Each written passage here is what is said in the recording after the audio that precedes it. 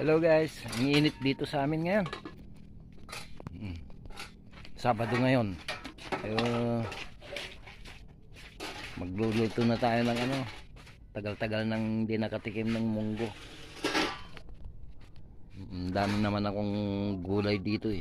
Yan ang napitas ko na namang panghalo sa munggo. Ito yung gisa na natin sa bawang sibuyas yung pork.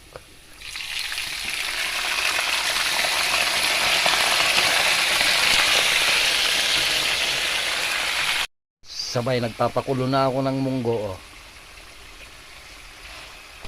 Yan, nagisa na yung pork, lumalabas na yung mantika niya. Pwede nang isahog doon sa kumukulong munggo.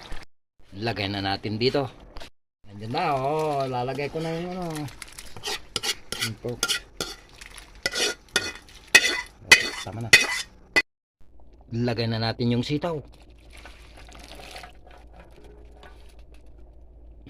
Haluin natin.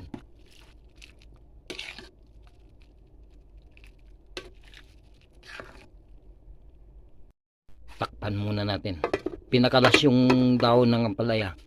Sinasabay ko na pati kanin para maihabol natin sa lunch. Malambot na yung sitaw. Kaya ibabaw ko na yung daon ng ampalaya. Takpan natin. Pagkakulo nito, ayos na. Hintayin na lang natin yung kanin bago kumain. Kain na po tayo. Pwede na, pang lunch. Naihabol talaga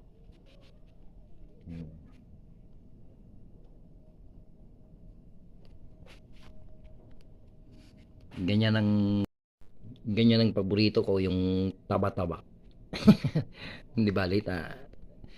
Nagtatrabaho naman ako sa bukid araw-araw. Ampalaya, munggo.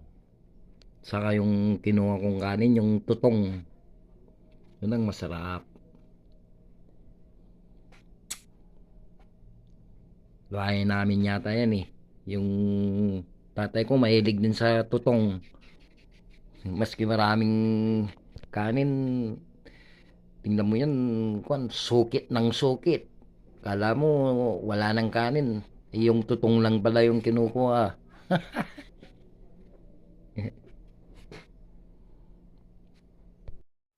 Kain na po tayo bago ang lahat. Pasalamat muna tayo kay Lord na.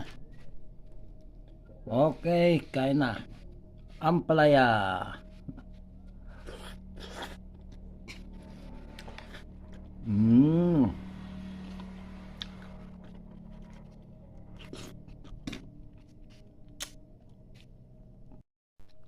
Iba talagang kumain ang walang ngipin